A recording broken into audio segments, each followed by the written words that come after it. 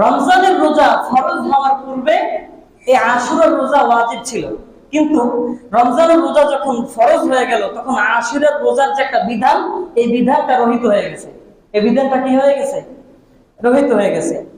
সহিহ বুখারীর 2002 নম্বর হাদিসের বর্ণনা। এই হাদিসের বর্ণনাকারী আম্মা জান আয়েশা রাদিয়াল্লাহু তাআলা আনহা, তিনি বলেন, কানা ইয়াউমু আশুরা তাসুমুহু কুরাইশ ফিল জাহিলিয়া। আম্মা জান আয়েশা বলেন, জাহিলিয়াতের যুগে মক্কার কুরাইশ কাফেররা আশুরার দিনে একটা রোজা রাখতো। মক্কার কুরাইশ কাফেররা আশুরার দিনে একটা রোজা রাখতো। ওয়া কানা রাসূলুল্লাহ সাল্লাল্লাহু আলাইহি ওয়াসাল্লাম ইয়াসুমুহুম। আল্লাহর রাসূল সাল্লাল্লাহু আলাইহি ওয়াসাল্লাম ওই দিন রোজা রাখতো। সবাই যেহেতু রাখতো, এটা মক্কার একটা প্রথা ছিল যে এই দিনে সবাই উপবাস থাকা। তো আল্লাহর রাসূল রোজা রাখতো। ফালাম্মা কাদিমাল মদিনা সামাহু ওয়া আমরা বিসিয়ামিহি। যখন আল্লাহর রাসূল মক্কা থেকে হিজরত করে মদিনায় চলে গেলেন, মদিনায় যাওয়ার পরে আল্লাহর রাসূল মদিনার সবাইকে এই আশুরার রোজা রাখার নির্দেশ দিলেন। আশুরার দিনের রোজা সবাইকে রাখতে বললেন, যে আশুরার দিনের রোজা তোমরা সবাই রাখো, এটা আল্লাহর রাসূলের পক্ষ থেকে নির্দেশ। আলহামদুলিল্লাহ الحمد لله الذي أحسن تدبير الكائنات فخلق الأرض والسماوات وأنزل الماء الفرات من المعصرات ونشهد أن لا إله إلا الله وحده لا شريك له ونشهد أن سيدنا وسندنا وحبيبنا وطبيبنا وطبيب ربنا وطبيب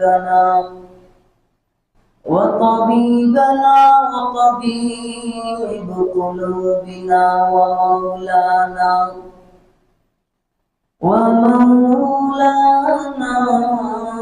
محمدا عبده ورسوله صلى الله تعالى عليه وعلى آله وأصحابه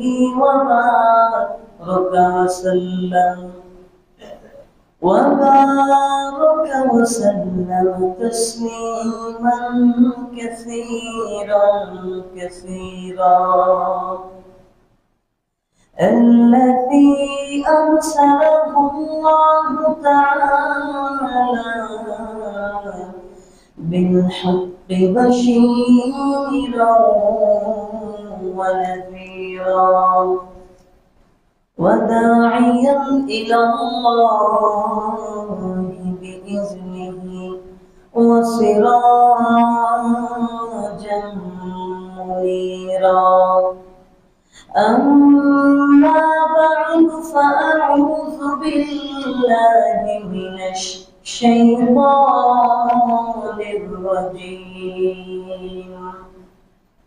بسم الله الرحمن الرحيم.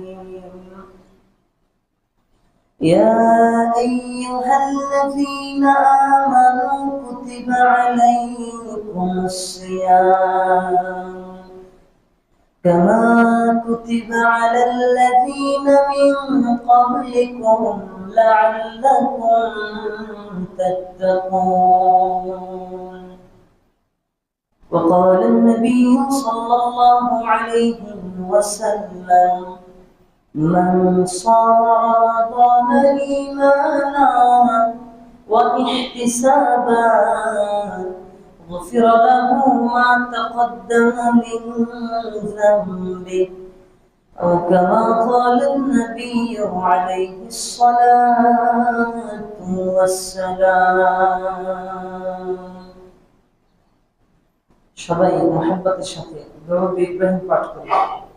اللهم صل على محمد وعلى آل محمد كما صليت على إبراهيم وعلى آل إبراهيم إنك حميد مجيد اللهم بارك على محمد وعلى آل محمد كما باركت على إبراهيم وعلى آل إبراهيم إنك حميد مجيد আলহামদুলিল্লাহ, আল্লাহ পাকের দরবারে অসংখ্য অগণিত লক্ষ কোটি কোটি শুকরিয়া যে আল্লাহ তাআলা আমাদের সবাইকে আল্লাহ তাআলার পবিত্র ঘর মসজিদের মধ্যে আসার মতো বসার মতো তৌফিক দান করেছেন। এজন্য আল্লাহ তাআলার দরবারে শুকরিয়া জ্ঞাপন করি আলহামদুলিল্লাহ। অতঃপর লক্ষ কোটি কোটি দুরূদ ও সালাম বিশ্ব মানবতার মুক্তির দূত সাইয়্যিদুল মুরসালিন রাহমাতুল লিল আলামিন হযরতে জনাবে মুহাম্মদুর রাসূলুল্লাহ সাল্লাল্লাহু আলাইহি ওয়া আলিহি ওয়াসাল্লামের উপর। আমি গত জুমায় আলোচনা করেছিলাম তারাবির গুরুত্ব ও ফজিলত সম্পর্কে। তো রমজান মাস অতিশয় নিকটে, আমরা রমজান মাসের প্রস্তুতি শাবান মাস থেকেই নেওয়া দরকার। এই জন্য রমজান মাস হচ্ছে বিরত থাকার মাস। সব কিছু যেমন খাবার, পানীয়, স্ত্রী সহবাস, গুনাহ থেকে বিরত থাকা, সব এই সমস্ত বিষয়গুলো থেকে বিরত থাকার নাম হচ্ছে সিয়াম বা রমাদান। এই রমজান মাসে আমরা প্রত্যেকেই প্রস্তুতি নিব আগে থেকে। অনেকে প্রশ্ন করে, হুজুর রমজান মাসে নাকি সব শয়তানকে আল্লাহ তাআলা শৃঙ্খলাবদ্ধ করে ফেলে, শিকল লাগায়, তো শয়তান মানুষের উপর কোনো প্রভাব ফেলতে পারে না, তারপরেও মানুষ কেন গুনাহ করে? আছে না? অনেকে প্রশ্ন করে না, সবাই খেয়াল করে না, প্রশ্ন করে মানুষ। যুক্তি আছে কথায় যে শয়তান তো আটকা থাকে রমজান মাসে, তারপরেও কেন গুনাহ করে? শোনেন, সব গুনাহ যে শয়তানে করায় বিষয়টা এমন না। সব গুনাহ যে শয়তানে করায় বিষয়টা কি না? এই যে শয়তান বাকি 11টা মাস ধোঁকা দেয়, বাকি 11টা মাস যে ধোঁকা দেয়, তো মানুষ গুনাহ করতে করতে করতে করতে গুনাহের প্রতি একটা অভ্যস্ত হয়ে যায় না? অভ্যস্ত, গুনাহ করে। তো এই অভ্যস্তের কারণে, অভ্যাস থাকার কারণে রমজান মাসে মানুষ গুনাহ করে। এটা শয়তানের ধোঁকায় পড়ে না, বরং এটা নিজের ব্যক্তিগত খাসলতের কারণে। বুঝতে পারলাম মানুষ কেন গুনাহ করে? ঠিক শয়তান তো আর রমজান মাসে মানুষকে ধোঁকা দেয় না, না, শয়তান মানুষকে ধোঁকা দেয় না ঠিক, কিন্তু শয়তান পূর্বে যে 11 মাস মানুষকে ধোঁকা দিয়েছে, এই অভ্যাসের কারণে মানুষ রমজান মাসে গুনাহ করে। এটা তার ব্যক্তিগত খাসলত, এটা শয়তানের কারণে না। বুঝতে পারলাম? এই জন্য মুহাদ্দিসিনে কেরাম সবাই বলেছেন যে রমজান মাসের জন্য শাবান মাসে নিজেকে তৈরি করা। কোন মাসে? চলতি মাস, শাবান মাস। এই মাস থেকেই আমাদের গুনাহ ছেড়ে দিতে হবে, গান, বাদ্য, বাজনা সব ছেড়ে দিতে হবে, তাহলে আমরা রমজান মাসেও সেফটিতে থাকতে পারবো। এখন পুরা 11 মাস গুনাহ করবেন, ছাড়ার চেষ্টা করবেন না, রমজান মাসে চাইলেই ছাড়তে পারবেন না। এই জন্য এই শাবান মাসে নিজেকে প্রস্তুত করা, রমজান মাসে যাতে আমার দ্বারা একটা গুনাহ সংগঠিত না হয়, আমার দ্বারা যাতে একটা গুনাহ কি হয়, সংগঠিত না হয়। এই জন্য আমরা এখন থেকে নিয়ত করবো যে ইনশাল্লাহ একটা গুনাহ করবো না, একটা বেগানা নারীর দিকে তাকাবো না, চোখের হেফাজত করা, গুনাহ ছেড়ে দেওয়া, সব ধরনের গুনাহ থেকে হেফাজত থাকবো। পারবো না ইনশাল্লাহ? আল্লাহ আমাদের সবাইকে আমল করার তৌফিক দান করুক, করি আমিন।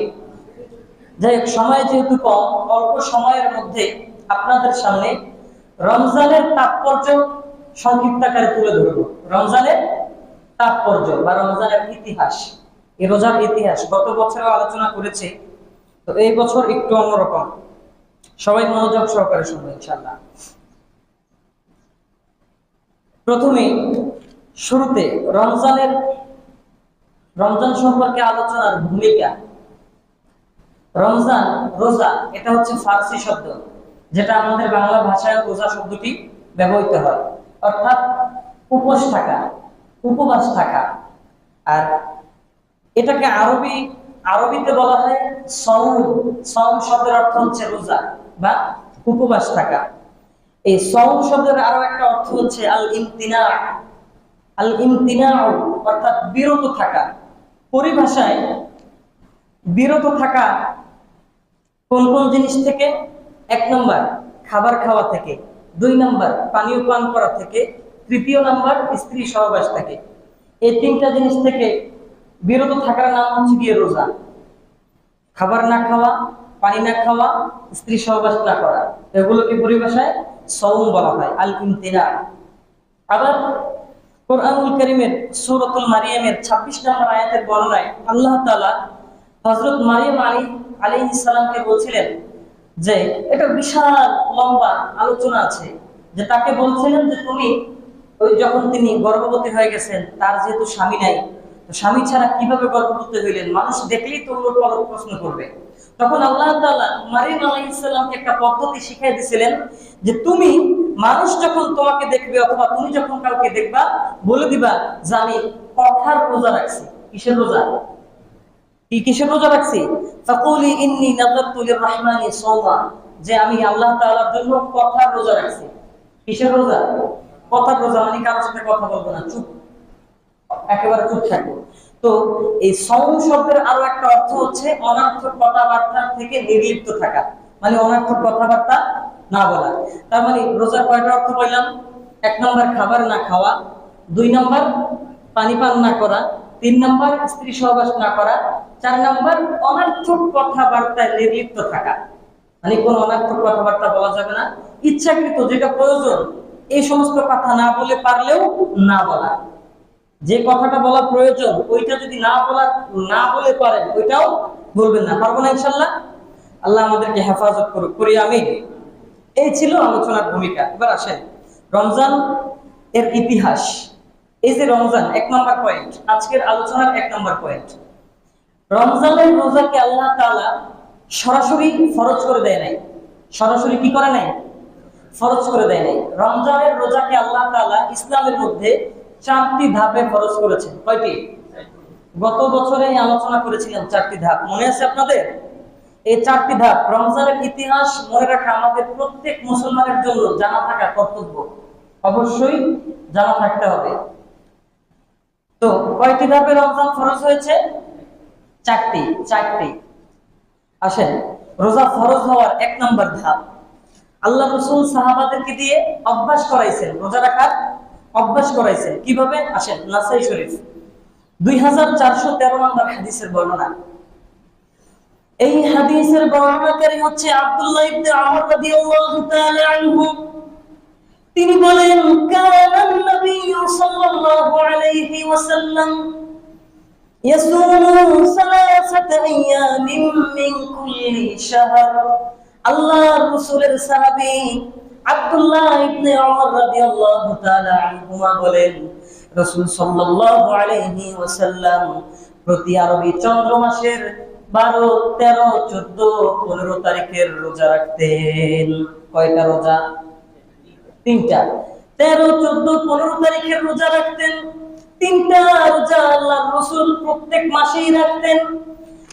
তারপরে আল্লাহর রাসূল সাল্লাল্লাহু আলাইহি ওয়াসাল্লাম তিরমিজি শরীফের 761 নম্বর হাদিসের বর্ণনা আবু যর গিফারি রাদিয়াল্লাহু তাআলা আনহুকে বলতেন, ও আবু যর গিফারি, তুমি যদি রোজা রাখতে চাও, আল্লাহ তাআলাকে সন্তুষ্ট করার জন্য যদি রোজা রাখতে চাও, তাহলে প্রতি আরবি চন্দ্র মাসের 13, 14, 15 তারিখের রোজা রাখবা। কত তারিখ? 13, 14, 15। সাহাবাদেরকে এইভাবে উৎসাহ দিতেন, একজনকে ধরে ধরে, শোনো, যদি রোজা রাখতে চাও তাহলে এইভাবে রাখবা। এটা হচ্ছিল তখন ইসলামে রোজা ফরজ হয় নাই, ইসলামে রোজা ফরজ হয় নাই। তারপরে দ্বিতীয় নম্বর ধাপ, প্রথম ধাপে সাহাবাদেরকে অভ্যাস করাইলেন, দ্বিতীয় ধাপে পুরো বছরে মাত্র একটা রোজাকে ওয়াজিব করে দিলেন। কয়টা রোজা? কোন রোজা জানেন? আশুরার দিনের রোজা। কোন রোজা? আশুরার দিনের রোজাটা সকলের জন্য আল্লাহ রাসূল ফরজ করে ওয়াজিব করে দিলেন। আসেন সহিহ বুখারীর 2004 নম্বর হাদিসের বর্ণনা। এই হাদিসের বর্ণনাকারী আব্দুল্লাহ ইবনে আব্বাস রাদিয়াল্লাহু তাআলা আনহুমা, তিনি বলেন কদিমান নবী সাল্লাল্লাহু আলাইহি ওয়াসাল্লাম।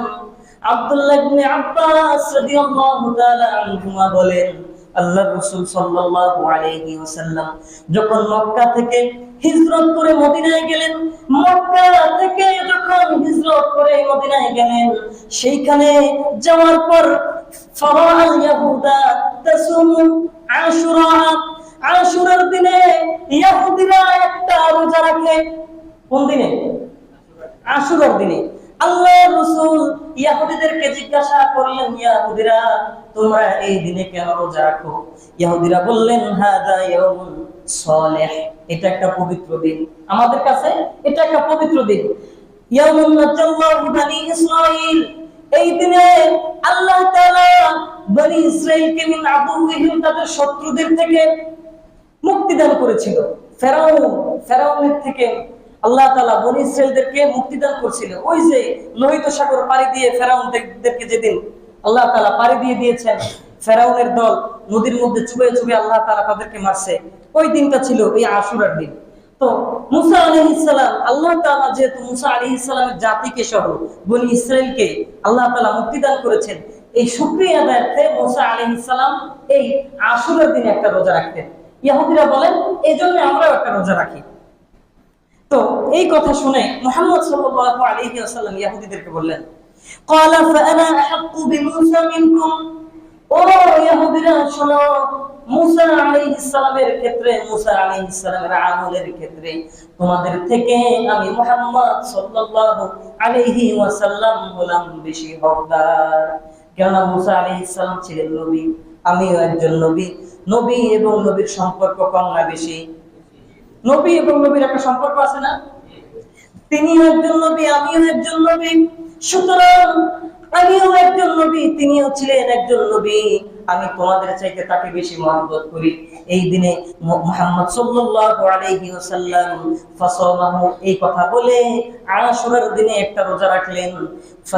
ওয়া আমারা বিসিয়ামিহি, এবং মদিনার মধ্যে যত মুসলমান ছিলেন সবাইকে এই দিনে রোজা রাখার নির্দেশ দিয়ে দিলেন। সুবহানাল্লাহ। এই দিনে রোজা রাখার একটা নির্দেশ দিয়েছেন। এখন আল্লাহর রাসূল যখন কোন নির্দেশ দেয়, হাদিসের পরিভাষায় আল্লাহর রাসূল যখন কোন নির্দেশ দেয়, ওই নির্দেশটা ওয়াজিব হয়ে যায়। কি হয়ে যায়? ওয়াজিব হয়ে যায়। তো এই রোজাটা সকলের প্রতি ওয়াজিব হয়ে গেল। কোন রোজা? আশুরার দিনের রোজা। তারপর আরো একটি বর্ণনা, সহিহ বুখারী 2002 নম্বর হাদিসের বর্ণনা। এই হাদিসটা স্পষ্ট সবাই খেয়াল করেন যে রমজানের রোজা ফরজ হওয়ার পূর্বে এই আশুরার রোজা ওয়াজিব ছিল, কিন্তু রমজানের রোজা যখন ফরজ হয়ে গেল তখন আশুরার রোজার যে একটা বিধান, এই বিধানটা রহিত হয়ে গেছে। এই বিধানটা কি হয়ে গেছে? রহিত হয়ে গেছে। সহিহ বুখারীর 2002 নম্বর হাদিসের বর্ণনা। এই হাদিসের বর্ণনাকারী আম্মা আয়েশা রাদিয়াল্লাহু তাআলা আনহা, তিনি বলেন কানা ইয়াউমু আশুরা তাসুমুহু কুরাইশ ফিল জাহিলিয়া। আম্মা আয়েশা বলেন জাহিলিয়াতের যুগে মক্কার কুরাইশ কাফেররা আশুরার দিনে একটা রোজা রাখতো। মক্কার কুরাইশ কাফেররা আশুরার দিনে একটা রোজা রাখতো। ওয়া কানা রাসূলুল্লাহ সাল্লাল্লাহু আলাইহি ওয়াসাল্লাম ইয়াসুমুহুম, আল্লাহর রাসূল সাল্লাল্লাহু আলাইহি ওয়াসাল্লাম ওই দিন রোজা রাখতো। সবাই যেহেতু রাখতো, এটা মক্কার একটা প্রথা ছিল যে এই দিনে সবাই উপবাস থাকা। তো আল্লাহর রাসূল রোজা রাখতো। ফালাম্মা কদিমাল মদিনা সামাহু ওয়া আমারা বিসিয়ামিহি, যখন আল্লাহর রাসূল মক্কা থেকে হিজরত করে মদিনায় চলে গেলেন, মদিনায় যাওয়ার পরে আল্লাহর রাসূল মদিনার সবাইকে এই আশুরার রোজা রাখার নির্দেশ দিলেন। আশুরার দিনের রোজা সবাইকে রাখতে বললেন, যে আশুরার দিনের রোজা তোমরা সবাই রাখো, এটা আল্লাহর রাসূলের পক্ষ থেকে নির্দেশ ছিল। তারপরে ফালাম্মা ফরিদা রমাদানু তারাকা ইয়াওমা আশুরা, আল্লাহর রাসূলের বিবি আম্মা জান আয়েশা বলেন, যখন রমজান মাসের রোজা আল্লাহ তাআলা ফরজ করে দিলেন, তখন আশুরার দিনের রোজাকে আল্লাহর রাসূল রহিত করে দিলেন। মানে রহিত, এটা আর ওয়াজিব কোনো বিধান না। আল্লাহ রাসূল বলে দিলেন যে ফামান শাআ সামাহু ওয়া মান শাআ তারাকা, তোমরা যদি কেউ চাও এই দিন যদি আসে, তোমরা যদি কেউ চাও রোজা রাখতেও পারো, আবার যদি চাও ছেড়েও দিতে পারো, কোনো সমস্যা নেই, কোনো সমস্যা নেই। এজন্য আশুরার দিনের রোজা আগে ওয়াজিব ছিল, রমজান মাসের রোজা যখন ফরজ হইল, আশুরার দিনের রোজা কি হয়ে গেল? রহিত হয়ে গেল।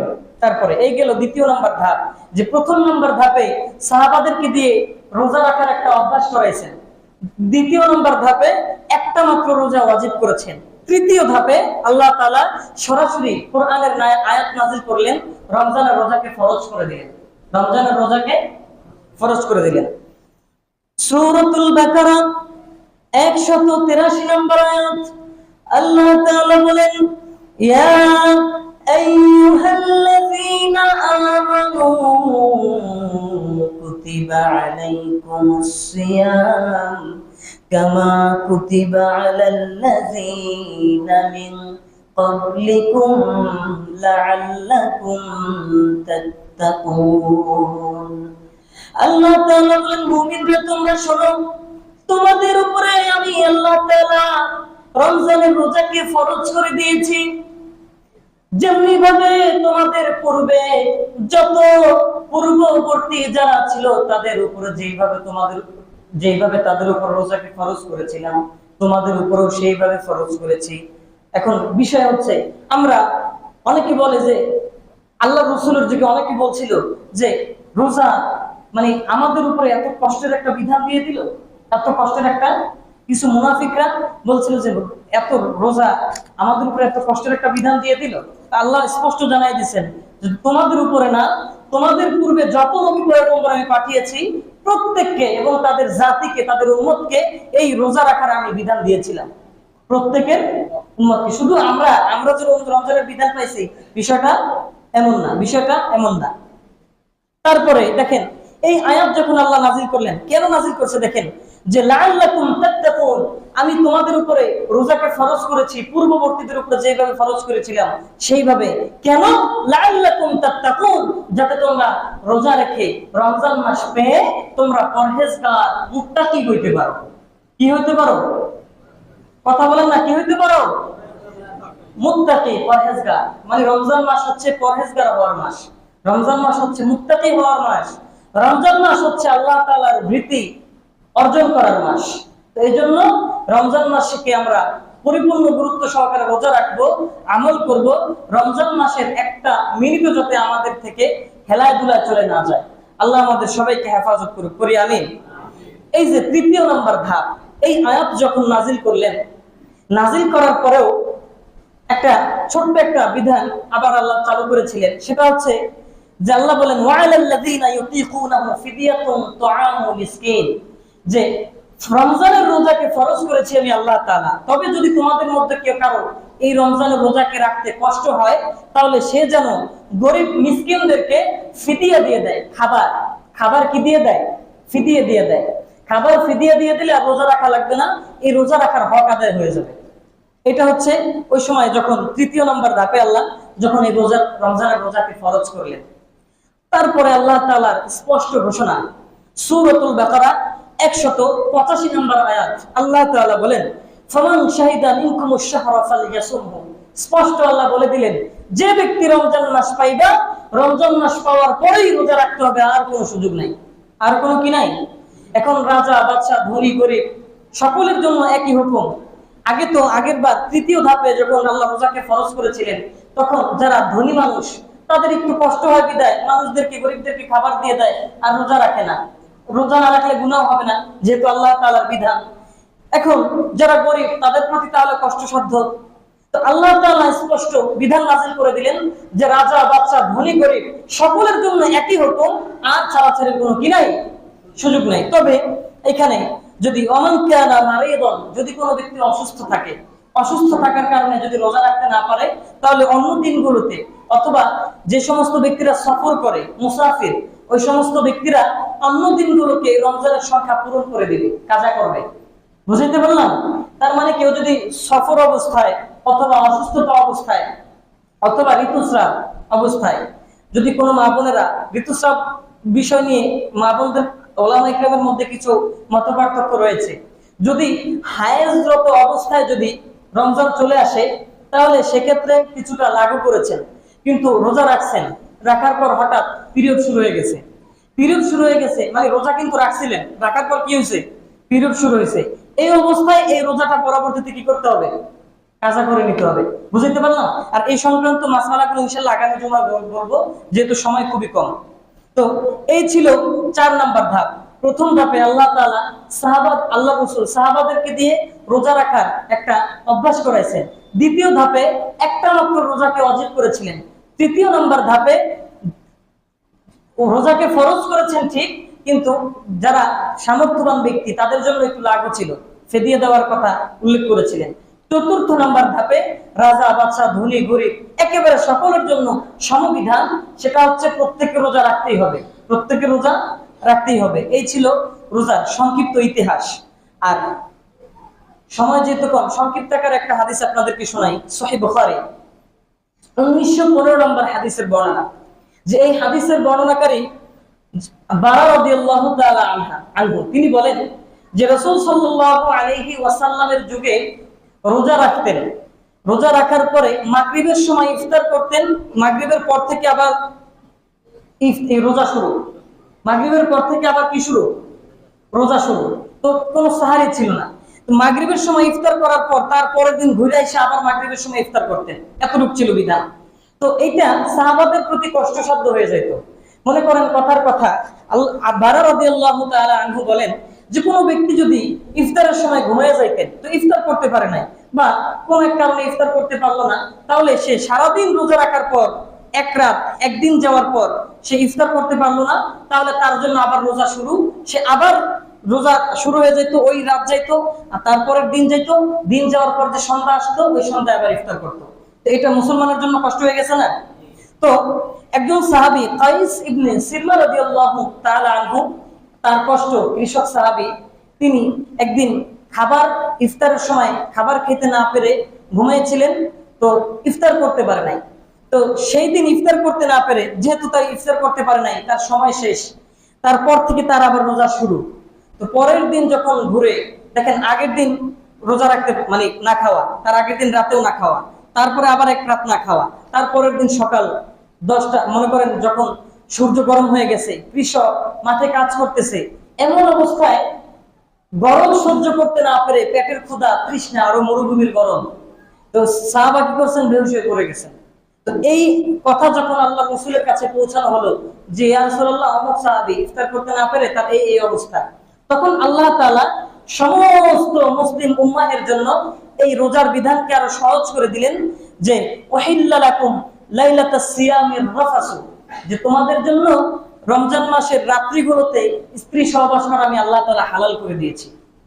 রোজা রাখা অবস্থাতে স্ত্রী সহবাস কি না, হালাল না, যেহেতু ইফতারের সময় থেকে শুরু করে, ইফতারের সময়টা শুধু ইফতার করতে পারবে, ইফতারের পর থেকে আবার রোজা শুরু, তাহলে স্ত্রী সহবাস করার আর কোনো সুযোগ আছে? তো আল্লাহ তাআলা আয়াত নাযিল করলেন সূরাতুল বাকারা 187 নম্বর আয়াত, যে আমি আল্লাহ তাআলা তোমাদের জন্য এই রাত্রিগুলোতে স্ত্রী সহবাসকে হালাল করে দিয়েছি। রমজানের রাত্রি মানে ফজর থেকে শুরু করে রাত্রি পর্যন্ত রোজাকে পূরণ করো, সুম্মা আতিমুস সিয়ামা ইলাল লাইল, তোমরা রমজানকে পূরণ করো রাত্রি পর্যন্ত। কখন থেকে? যখন সকালের সাদা রেখা দেখা যায়, কালো রেখা থেকে যখন সাদা রেখা দেখা যাবে, মানে সুবহে সাদিক থেকে রাত্রি পর্যন্ত, মানে ফজরের যখন সময় হয় ওই সময় থেকে রাত্রি পর্যন্ত তোমরা এই রমজানের রোজাকে পূরণ করো। বুঝাইতে পারলাম? তার মানে এটা হচ্ছে একটা ফরজ। আমরা ইনশাআল্লাহ আগামী জুমায় আলোচনা শুনবো রোজার বিভিন্ন মাসআলা সম্পর্কে। যাদের রমজানের মাসআলা সম্পর্কে বা জানতে চান আমার আগে থেকে, আগামী জুমার আগে আমার প্রশ্ন করবেন, তাহলে ইনশাআল্লাহ আগামী জুমা যাতে আমি উত্তরগুলো দিতে পারি। বুঝতে পারলাম?